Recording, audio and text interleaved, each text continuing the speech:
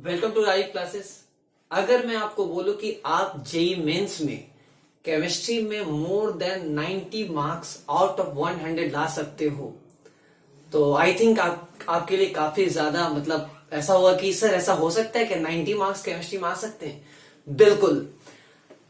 Mains की बात छोड़ो, आप चाहो तो एडवांस में भी केमिस्ट्री में फोड़ सकते हो, अच्छा कर सकते हो, क्योंकि केमिस्ट्री को समझना होता है क्या कि केमिस्ट्री किस टाइप का सब्जेक्ट है। देखो, हर सब्जेक्ट का मेथड और पढ़ने का जो स्ट्रैटेजी होता है वो डिफरेंट होता है। फिजिक्स की बात करें तो अलग स्ट्रैटेजी से फॉलो होगा, केमिस्ट्री की बात करें तो डिफरेंट स्ट्रैटेजी से फॉलो होगा, मैथ्स की बात करें तो डिफरेंट स्ट्रैटेजी से फॉलो होगा। ये रियल लाइफ में भी होता है। कुछ चीजें आपको याद करनी पड़ती है, कुछ चीजें समझना होता है, कुछ चीजें अपने आप को फील करना होता है।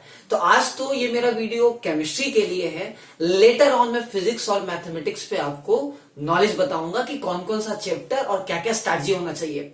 मैं अपने बारे में बात करूं तो 7 सालों में काफी IITians एंड डॉक्टर्स मैंने प्रोड्यूस कर रखे हैं राजीव क्लासेस से, और 2013 से लेके 2018 या उससे ऊपर की बात करें तो लगभग मैंने तीनों सब्जेक्ट पढ़ाए, वो भी जेई एडवांस के लिए। तो क्वाइट फैसिनेटिंग है, काफी बड़ी है, तो उस बारे में फिलहाल नहीं जाऊंगा। तो अभी मैं बात करता हूं कि केमिस्ट्री में more than 90 marks out of 100 JEE Mains में आप कैसे स्कोर कर सकते हो। ठीक है, मेंस के लिए वीडियो रहेगा। देखो, सबसे पहले केमिस्ट्री में 3 पोर्शन आपको पता है, 3 सेक्शन है। Physical chemistry, organic chemistry, inorganic chemistry.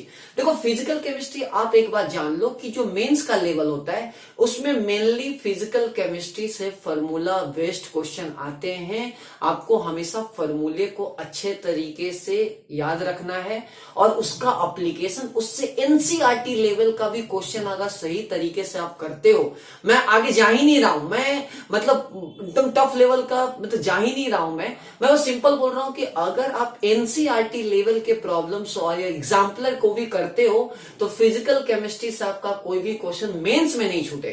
हाँ, एडवांस में क्या होता है, बहुत सारा एक चैप्टर से क्वेश्चन फिजिकल केमिस्ट्री में नहीं आता, उसको मर्ज कर दिया जाता है। अगर इक्विलिब्रियम होगा तो बफर उसके अंदर कर दिया जाएगा, ठीक है। इलेक्ट्रोकेमिस्ट्री होगा तो उसके अंदर आयनी के क्वेश्चन को फिट कर दिए जाएंगे। तो क्या होता है कि हमेशा क्वेश्चन जो है मर्ज करके आता है एडवांस में, बट मेंस में जनरली फिजिकल केमिस्ट्री से फॉर्मूला बेस्ड क्वेश्चन आता है, तो उसको आप ध्यान रखें। अभी मैं टॉपिक वाइज आता हूं। देखो, फिजिकल केमिस्ट्री में कौन कौन सा ऐसा टॉपिक है जिससे श्योर जो है क्वेश्चन आएगा ही आएगा, वो ये है केमिकल काइनेटिक, पक्का क्वेश्चन आने वाला है। इलेक्ट्रोकेमिस्ट्री, पक्का क्वेश्चन आने वाला है, ठीक है। 12 का पोर्शन लिक्विड सॉल्यूशन, पक्का क्वेश्चन आने वाला है। सरफेस केमिस्ट्री से एक क्वेश्चन आएगा ही आएगा, ये एडवांस में भी आता है। अगर बात करें आपका सॉलिड स्टेट से, एक क्वेश्चन आएगा, मेनली पैकिंग एफिशिएंसी से फॉर्मूला बेस्ड क्वेश्चन रहता है।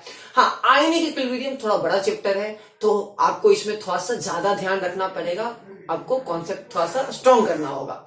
अगर केमिकल की बात करें, इससे भी मेनली फॉर्मूला बेस्ड क्वेश्चन लीच एट्रियल से आएगा, ठीक है, समय आ रहा है। एटॉमिक स्ट्रक्चर, इसको अच्छे से रिवाइज कर ले।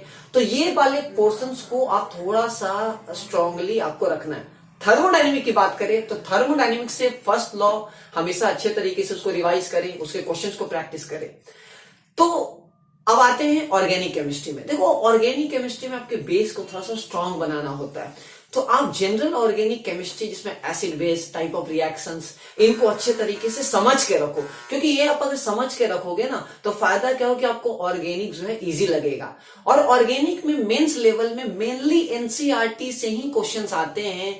बहुत ही सिंपल रिएक्शन बेस्ड क्वेश्चन आएंगे। नेम रिएक्शन आपको थोड़ा सा याद रहना चाहिए, जैसे राइमर टाइमन हॉफमैन ब्रोमाइड रिएक्शन की बात करें, ठीक है, कार्बाइल एमाइन टेस्ट की बात करें, तो ऐसे जो नेम रिएक्शंस हैं वो थोड़ा सा अच्छे तरीके से आपको रिवाइज करके रखना। उसके बाद एनसीईआरटी को अगर आप एक बार रीडिंग मार लो, एनसीईआरटी को लाइन बाय लाइन अच्छे से पढ़ लो, तो आपको ऑर्गेनिक में एक भी क्वेश्चन नहीं छूटेगा और बहुत ही इजी क्वेश्चन आता है। विद इन 10 मिनट के अंदर पूरा ऑर्गेनिक जो है कंप्लीट कर सकते हो। अगर मैं 40 मिनट बात करूं केमिस्ट्री को आप दे रहे हो तो 10 मिनट के अंदर आप ऑर्गेनिक जो है वो लगा सकते हो, टिक मार्क देखा मतलब देख के ही आंसर मार सकते हो। आगे बात करें इनऑर्गेनिक का, तो इनऑर्गेनिक में क्या होता है, देखो ये भी एक अपने आप में डीप है, बट इनऑर्गेनिक को थोड़ा अलग वे में स्ट्रेटजी के साथ डिस्कस करना होता है, मतलब उसको पढ़ना होता है। तो उसमें सबसे इंपॉर्टेंट है केमिकल बॉन्डिंग। आप केमिकल बॉन्डिंग को थोड़ा समझ के पढ़ो, उसको थोड़ा सिर्फ एनसीईआरटी पे डिपेंडेंट मत रहो केमिकल बॉन्डिंग के लिए, उसको थोड़ा सा इलेबोरेटिव वे में पढ़ लो। तो अगर आप केमिकल बॉन्डिंग को इलेबोरेटिव वे में पढ़ोगे तो क्या होगा, आपका S block, P block, DNA block, ये आपका कवर अप हो जाएगा। उसके बाद जो ब्लॉक केमिस्ट्री है वो एनसीईआरटी से एक बार आप रीडिंग मार दो, आपका कोई भी क्वेश्चन नहीं छूटेगा। मेनली इनऑर्गेनिक का जो क्वेश्चन है ब्लॉक केमिस्ट्री, वो एनसीईआरटी से ही आता है, चाहे मेंस की बात करें या एडवांस की बात करें। फिलहाल मैं मेंस को लेके चल रहा हूं। आगे बात करें आपका कोऑर्डिनेशन कंपाउंड का, तो वो भी आपका मेनली जो क्वेश्चन है वो एनसीईआरटी से आपका काम बन जाएगा। फिर भी कोऑर्डिनेशन केमिस्ट्री में जो आइसोमर्स के क्वेश्चन होते हैं, जो नंबर ऑफ आइसोमर के क्वेश्चन होते हैं, वो थोड़ा सा समझने वाला होता है, वो थोड़ा सा विजुअलाइज करने वाला होता है। बाकी आपको और भी कुछ करने की जरूरत नहीं है। तो ओवरऑल इन शॉर्ट ये कि अगर कोई बच्चा एनसीईआरटी भी केमिस्ट्री का सही तरीके से करता है तो श्योर जो है प्रॉपर वे में जो है आराम से जो 90 मार्क्स तक लेके आ सकता है। हाँ, गलती नहीं करना है, जल्दी जल्दी में ऑप्शन को मिस्टेक नहीं करना है। तो ये अगर आप सही तरीके से फॉलो करोगे तो केमिस्ट्री में काफी बड़ा स्कोर आ सकता है। बट मेंस के लिए एनसीईआरटी बहुत इंपॉर्टेंट है, बहुत ही ज्यादा। एडवांस की बात करें तो इनऑर्गेनिक के लिए बहुत ज्यादा इंपॉर्टेंट है, और ओवरऑल ऐसे भी केमिस्ट्री के लिए एनसीईआरटी आपको पढ़ना ही चाहिए। आगे बात करें हम लोग, अगर बात करें प्रैक्टिस को लेके, तो आप प्रीवियस ईयर एनसीईआरटी के जो इंटेक्स एक्सरसाइज है उनको करो, जो लास्ट में दिया रहता है और बीच में दिया रहता है, चाहे ऑर्गेनिक हो, इनऑर्गेनिक हो, फिजिकल हो, उसको अच्छे तरीके से समझ के चारों बुक को पढ़ो। ठीक है, समय रहा है, आपको पता है हर एक क्लास में 2-2 पार्ट है, उसको अच्छे तरीके से आप करो। इस टाइप से करोगे तो डेफिनेटली केमिस्ट्री अच्छा हो सकता है। तो केमिस्ट्री क्या है, वन ऑफ द मतलब इंपॉर्टेंट चीज है अगर आपको सेलेक्ट होना है। अगर आप सोचते हो कि आईआईटीएन या आपको डॉक्टर बनना है तो केमिस्ट्री तो स्ट्रांग होना बहुत जरूरी है। तो ये पूरा मेरा ना केमिस्ट्री पे एनालिसिस। कोई बच्चा पूछ सकता है सर कौन से ज्यादा, मतलब कौन से सेक्शन से ज्यादा मार्क्स के क्वेश्चन आते हैं, फिजिकल से आता है, ऑर्गेनिक से आता है, इनऑर्गेनिक से आता है मेंस में? ऑलमोस्ट सब में इक्वल वेटेज होते हैं। फिजिकल केमिस्ट्री से कभी कभी एक क्वेश्चन ज्यादा आ जाता है, फॉर्मूला बेस्ड रहते हैं, आप आराम से उसको रिवाइज करो। तो मेरे साइड से एक डीप एनालिसिस था अबाउट केमिस्ट्री। फिजिक्स के लिए इसी तरह मैं आपको बताऊंगा नेक्स्ट सीरीज में, नेक्स्ट वीडियो में। मैथ्स को इसी तरह बताऊंगा। और भी कुछ आपको लगता है जानना है तो मैं अपना जो एक्सपर्टीज है वो आपके सामने जरूर वीडियो के माध्यम से मैं रखेंगे। तो तब तक के लिए टेक केयर, बाय बाय। पढ़ाई करो अच्छे तरीके से, और आपको एनआईटीएन या आईआईटीएन बनना है ये संकल्प लो। Take care, bye.